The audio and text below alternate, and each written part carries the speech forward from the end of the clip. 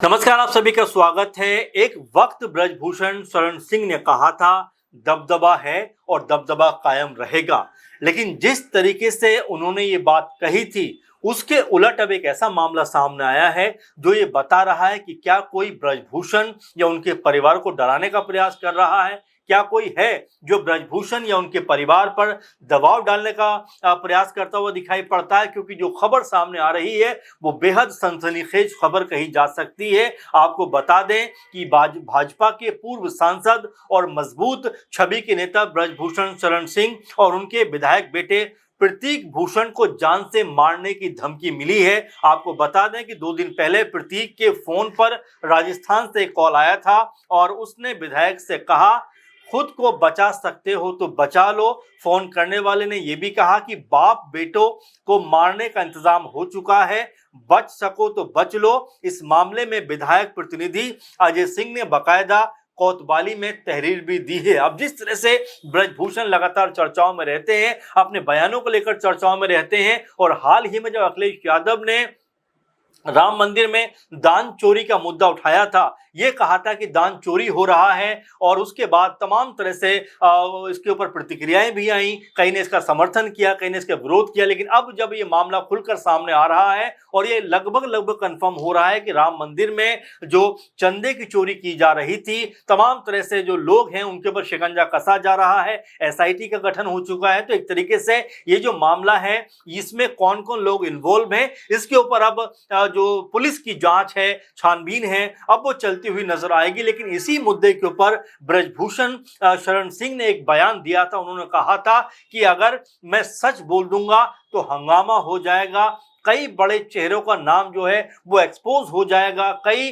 बड़े चेहरे जो हैं वो खुलकर सामने आ जाएंगे। और ब्रजभूषण शरण सिंह ने आगे कहा था कि अब मेरे अंदर इतनी हिम्मत नहीं है कि उन लोगों का नाम ले सकूं, क्योंकि ये जो लोग हैं ये बहुत ताकतवर लोग हैं, बहुत नामी गिरामी लोग हैं। अगर मैं इनका नाम ले दूंगा तो बहुत बुरा हो जाएगा और मुझ में अब ऐसा करने की हिम्मत नहीं है।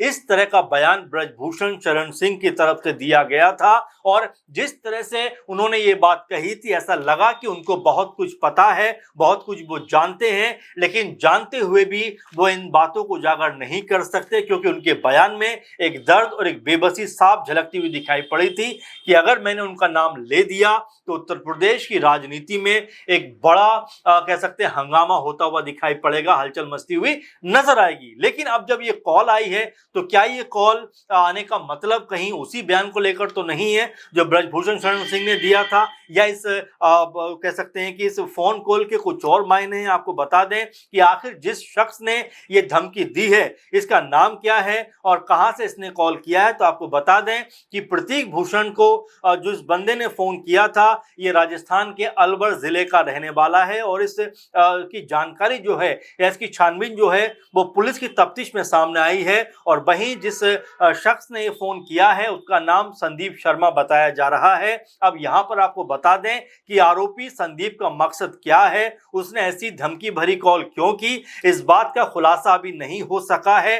फिलहाल जो पुलिस है वो मामला दर्ज करके पूरी तरह से जांच में जुटी हुई है। आपको बता दें कि जो तहरीर ब्रजभूषण शरण सिंह और उनके परिवार की तरफ से दी गई है उसमें आपको बता दें कि उनका परिवार पहले से ही अंतर्राष्ट्रीय गिरोह और संगठनों के टारगेट पे है। उनका कहना है समय समय पर जो अपराधी हैं वो ऐसी कोशिश करते रहते हैं जिससे विधायक प्रतीक भूषण के परिवार की सुरक्षा खतरे में आई है। इस तरह की चीजें अब यहाँ पर निकलकर सामने आ रही हैं। जो बातें अजय सिंह ने अपनी तहरीर में कही है उसमें ये सब बातों को रखा गया है कि भाई ब्रजभूषण शरण सिंह जो है उनके परिवार को पहले ही तमाम तरह से धमकी भरी, और जो बहुत सारे संगठन ऐसे हैं जो टारगेट करते रहते हैं, समय समय पर जो खूंखार अपराधी हैं वो भी उनको डराने धमकाने का प्रयास करते रहते हैं। और वो कहते हैं कि इससे विधायक परिवार या ब्रजभूषण परिवार जो है उनके परिवार को लेकर खतरे की स्थिति बनती हुई दिखाई पड़ती है। आपको बता दें कि ये जो पूरा मामला है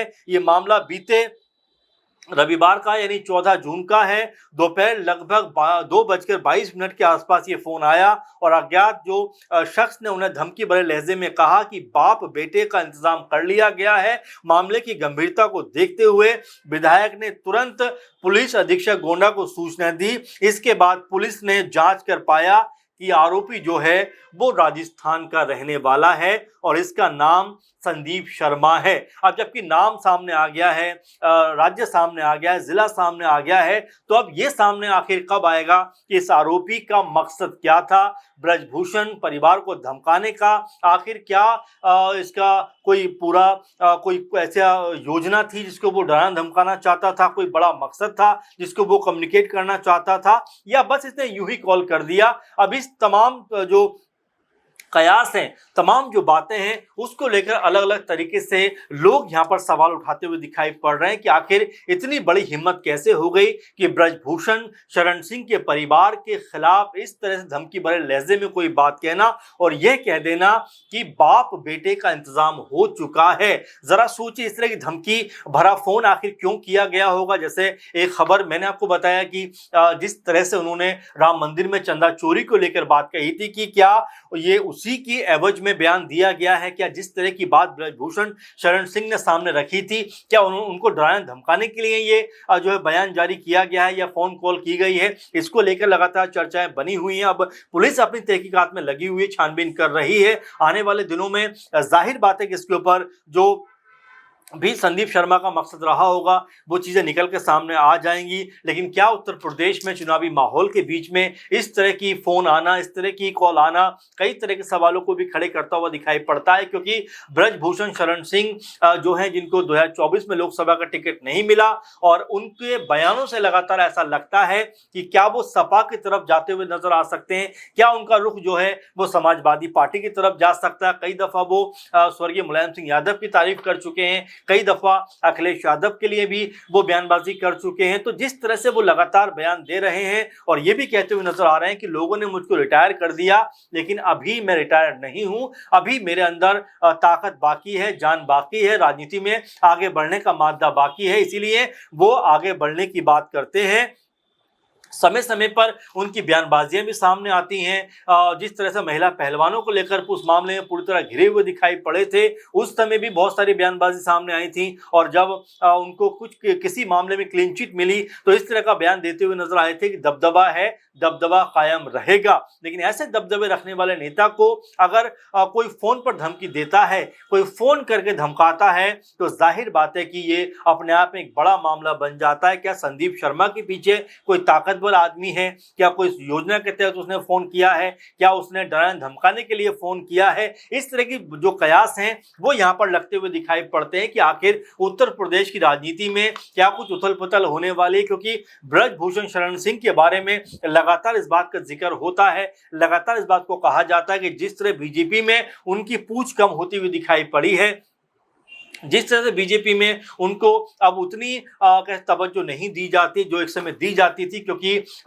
जो गोंडा के आसपास का पूरा इलाका है, यहाँ पर मजबूत तरीके से उन्होंने बीजेपी को कह सकते हैं ताकतवर बनाया। लेकिन आज जब उनका वक्त थोड़ा सा खराब हुआ, यानी कि उनके ऊपर जो आरोप लगे, उस वक्त बीजेपी ने 2024 में उनका टिकट काट लिया। उसके बाद नाराज भी ब्रजभूषण शरण सिंह होते हुए दिखाई पड़े थे कि मैं अभी रिटायर नहीं हुआ हूं, और ऐसे में इस तरह का कॉल आ जाना, और क्या इसके कोई मायने हैं, क्या कोई इसका कोई मकसद है, ये अपने आप में जो है जांच का विषय जरूर है। लेकिन सोशल मीडिया पर लगातार अटकलें इसको लेकर अब गर्म होती हुई दिखाई पड़ती हैं कि आखिर वो कौन ताकत है जो ब्रजभूषण शरण सिंह को डराना चाहते हैं, क्योंकि ब्रजभूषण शरण सिंह जो है वो अपने रुआब के लिए जाने जाते हैं, अपने धाकड़ बयानबाजी के लिए जाने जाते हैं, और एक मजबूत स्टैंड रखने के लिए जाने जाते हैं। अब ऐसे में अगर उनको धमकी मिलेगी इस तरह से फोन पर, या उनके बेटे या उनके परिवार को, तो जाहिर बात है कि मामला अपने आप में बड़ा बनता हुआ दिखाई पड़ता। अब देखना होगा पुलिस कब तक तक आरोपी जो है संदीप शर्मा के पास तक पहुंचती है, उसको गिरफ्तार करती है या उससे पूछताछ करके जो भी उसकी योजना रही होगी या मकसद रहा होगा या जो भी इरादा उसका रहा होगा उसको सामने लेकर आती है। ये मामला कुल मिलाकर अब पुलिस लेवल पे है, लेकिन जाहिर बात है कि ब्रजभूषण शरण सिंह को इस तरह की धमकी देना अपने आप में बहुत ज्यादा हौसले की बात है। तो ऐसे में ये हौसला कौन देता हुआ नजर आया संदीप शर्मा को, उनके नाम क्या सामने आ पाएगा, इसको लेकर आप क्या सोचते हैं अपना कमेंट जरूर करिए। और फिलहाल के प्रोग्राम में बस इतना ही। आप लगातार बने रहिए। नमस्कार।